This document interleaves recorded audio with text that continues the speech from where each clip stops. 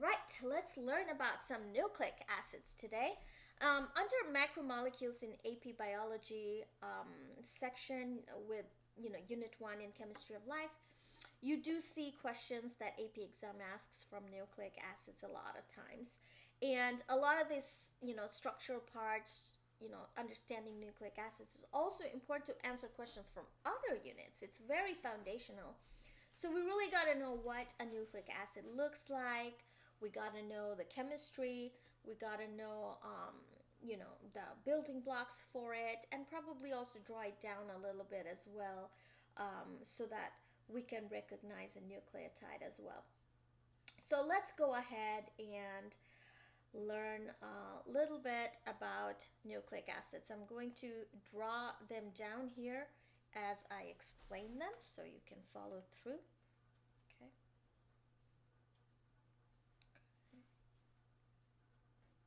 Okay.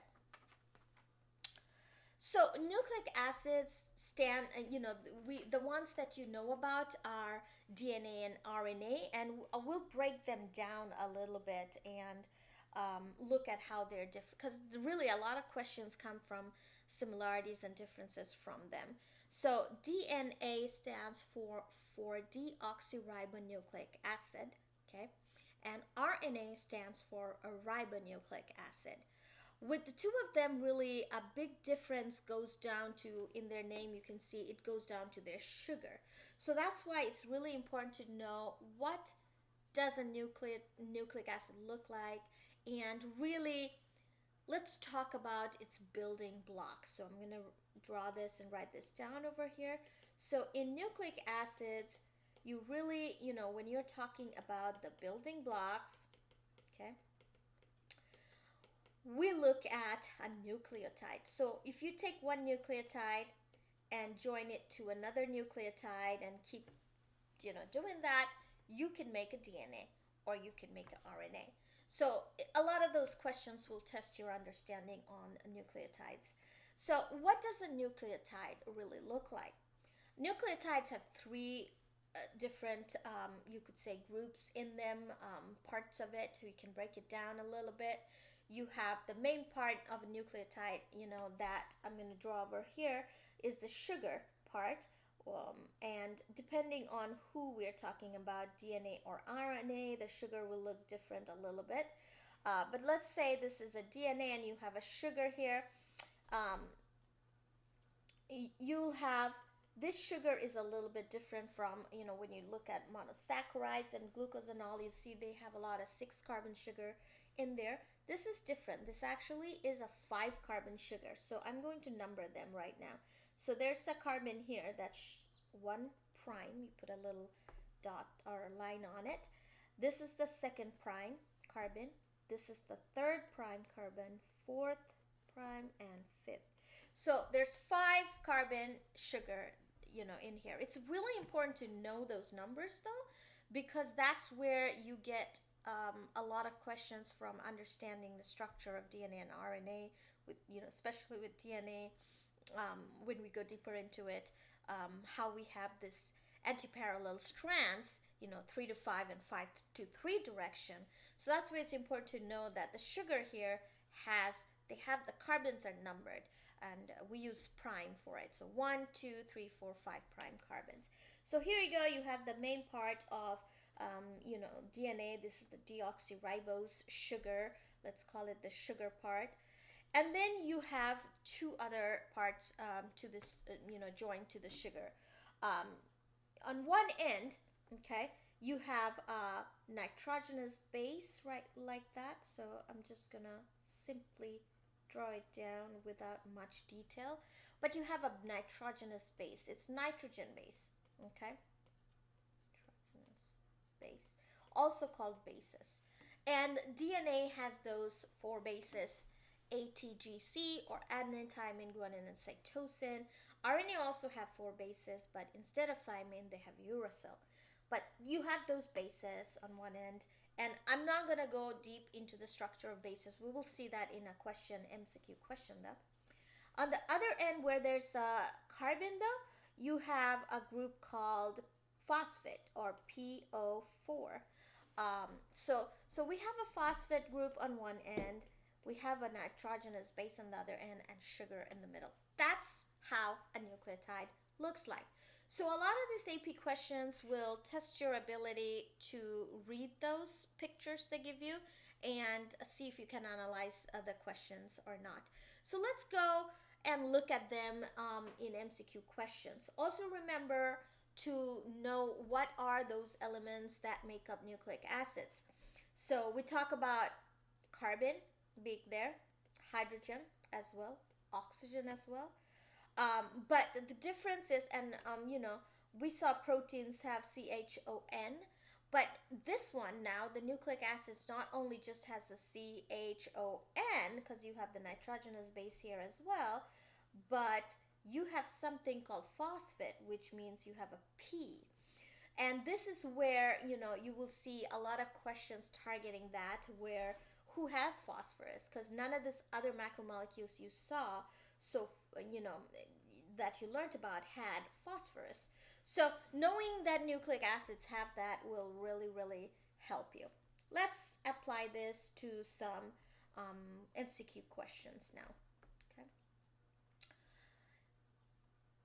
Here's a question that has a picture given of a single-stranded, looks like RNA, and double-stranded helical structure of DNA, and they're also showing the bases in here. They usually color-coded or do different patterns for the 4 bases. That's what we're looking at. Now here's the question. Which of the following best describes the structural similarity between the 2 molecules shown in this picture that is relevant to their function? So I told you they will do that. They'll ask you questions about from DNA and RNA structural similarity or differences type of questions. So it's really important that you know that. Let's see what choices are in here. Both molecules are composed of the same type of 5-carbon sugar. Now, I won't even read it further, but you know that they have different kinds of sugar. That is a big difference with them. So that's not a structural similarity. That would be a lie. Both molecules are composed of the same 4 nucleotides, which allows each molecule to be produced from the same pool of available nucleotides. Also, not the same 4 nucleotides. DNA has ATGC, in its basis, and RNA has AUGC, so the nucleotides are not the same 4. C, both molecules contain nitrogenous bases and phosphate groups, which allows each molecule to be used as a monomer in the synthesis of proteins and lipids. That does sound like something I would pick, because it is true, they both have the nucleotides, which means the phosphate, and the bases as well. But let's read D. Both molecules contain nucleotides that form base pairs with other nucleotides, which allows each molecule to act as a template in the synthesis of other nucleic acid molecules. So even though C had a lot of truth to it, because they both do have the bases and the phosphate groups, it did say it can be used as a monomer in the synthesis of proteins and lipids. So that's the part where we're like, well, we're moving away from nucleic acids at this point. And that can't, even though everything was true in here, and I would choose that, the protein and lipid really threw that question off. But D kind of fixed that. It says they both contain the nucleotides, which is true, that form base pairs as well, with other nucleotides, which is true also, which allows each molecule to act as a template. And this is so true. With nucleic acids, we see them, one strand can produce the other one with base pairing, so they can create templates. So D would be the most correct answer choice here. A and B would be false. C was almost there. It just messed up at the end.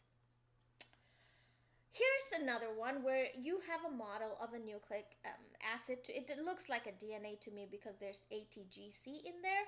And they're pointing to certain areas here, and they labeled those arrows as, XYZ, WXYZ.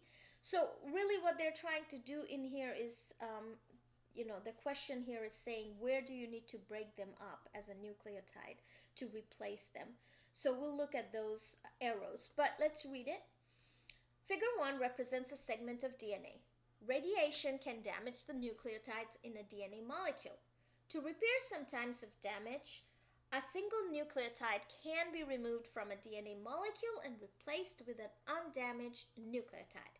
Which of the 4 labeled bonds in figure 1 could be broken to remove and replace cytosine nucleotide without affecting the biological information coded in the DNA molecule? All right, let's look at it.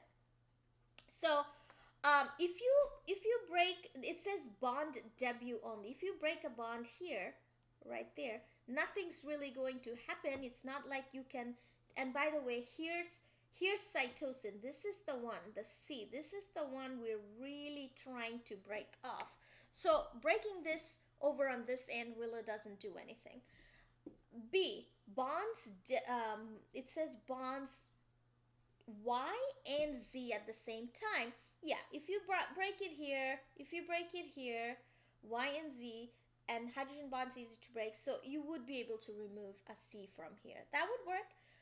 C says bonds X only. That will again do nothing to remove cytosine, and also it's a hydrogen bond. You really don't need a lot of breaking to do that. That's very easy to remove. Bonds W and Z at the same time. Also W is on one end, Z is at the other end. It's not gonna do it. So I would really choose the bonds Y and Z for this one. Okay. Here's another one. It has a model of DNA, looks like model 1, model 2. It actually has 3 models of DNA. The question is, which feature of model 1 best illustrates how biological information is coded in a DNA molecule? So which feature? Okay, now we got to understand then which feature would work with the coding stuff, like, because there might, in the answer choices, they might trick us, because they might tell a lot of truth, but we got to remember what the question asked. A says the lines connecting sugars and phosphate groups that represent covalent bonds. Although it is true, the sugar and phosphate groups do have those covalent bonds. To be specific, it's a phosphodiesterase kind of bond. That has nothing to do with the coded stuff they're talking about. So sugar phosphate backbone is not where the codes come in. So let's read B. The labeling of the hydrogen bonds between base pairs. Even though it did say the labeling of hydrogen bond between base pairs, like base pairs are where you're thinking the coding is, but labeling of the hydrogen bonds, that's got nothing to do with it. So I'm going to eliminate that. C says the 5' and 3' labels at the ends of each strand, that has nothing to do with the coding as well. So really it should be D, and D is the answer. It says the linear sequence of the base pairs. True, because the base pairs do have a linear sequence, and based on what kind of sequence you have in each individual or organisms, that is what makes us unique. So really it should be that one. Similar question, same type of model, 1, 2, and 3 from DNA, but the question is different now. It says a student wants to modify model 1 so that it represents an RNA double helix instead of a DNA double helix. Of the following possible changes, which would be most effective in making model 1 look more like a RNA than the DNA? So this one, you really got to know a little bit about the DNA and RNA. In this case, similarities and differences would help, because she's trying to make she's basically saying, it's saying the student wants to modify model 1, which is a DNA, to make it into RNA. So she's trying to make a DNA be into an RNA double helix. It's still a double helix, but she wants to make it into an RNA. Let's look at A first. Changing the deoxyriboses to riboses by adding OH groups. That actually already nails it. If you know DNA and RNA, the main difference between them is the sugar. So if you can change the deoxyribose to a ribose, that would really do it. It's a good idea to know what they look like as well. Earlier I drew down a deoxyribose. A ribose looks very similar Let me just draw it down over here. It's very similar, but, okay, like this. But notice the places it has a OH, okay? So carbon, prime 1 has a OH. Here's the other OH in 2.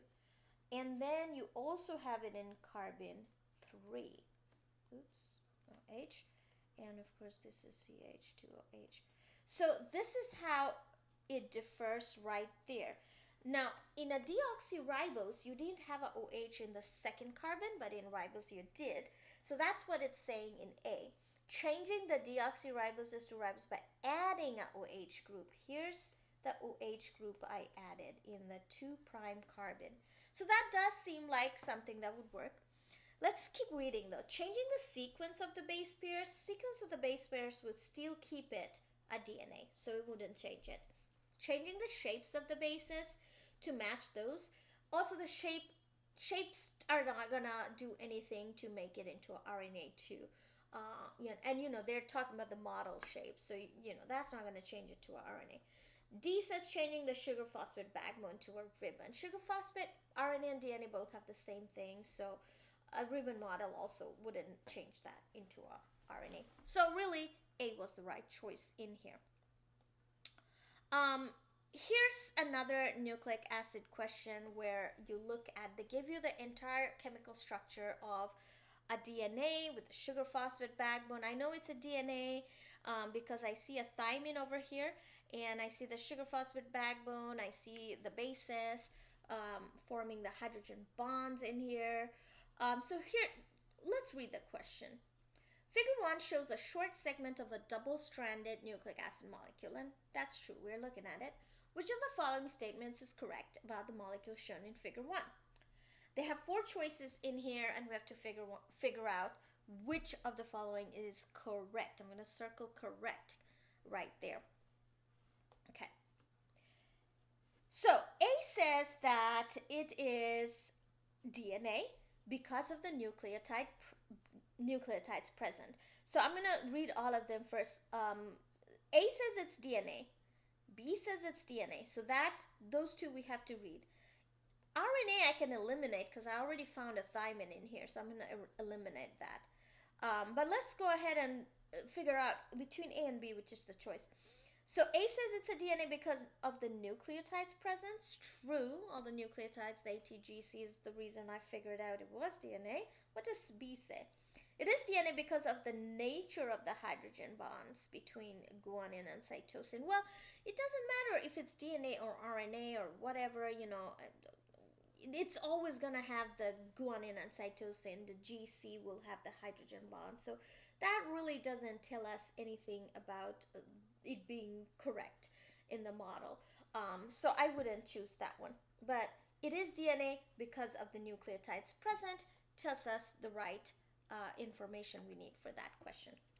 Here's another interesting question because you would think it's not related to nucleic acids, but it is because they're trying to see if you know that nucleic acids do have phosphorus in it. So phosphorus is an important nutrient for plant growth. The picture here shows Arabidopsis thaliana plant grown under phosphorus sufficient in left and phosphorus starved.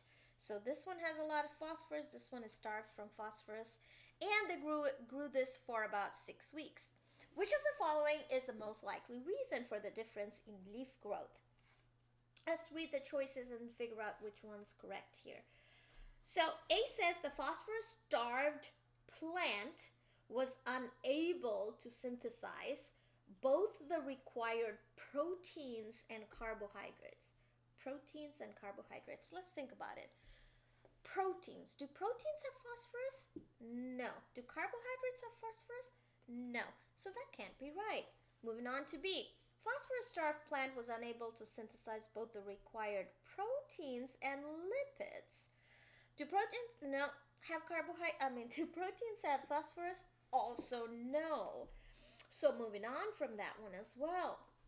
The phosphorus-starved plant was unable to synthesize both the required carbohydrates and nucleic acids. Do carbohydrates have phosphorus? No, carbohydrates have CHO. So I'm not picking that as well. Now let's read the last one, which is really the answer.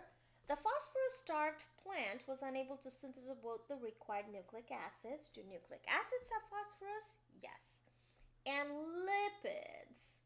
Do lipids have phosphorus? Phospholipids do, right? Phospholipids have a phosphate head. So this might be the right one, and it is. That's how you answer a question like this. And there are more practice questions in College Board. You can just try and see if you can answer them. But the more you do, the more you learn. But this is what you expect from your nucleic acid section, and we will build more on this in the coming units. That's all for today. Bye.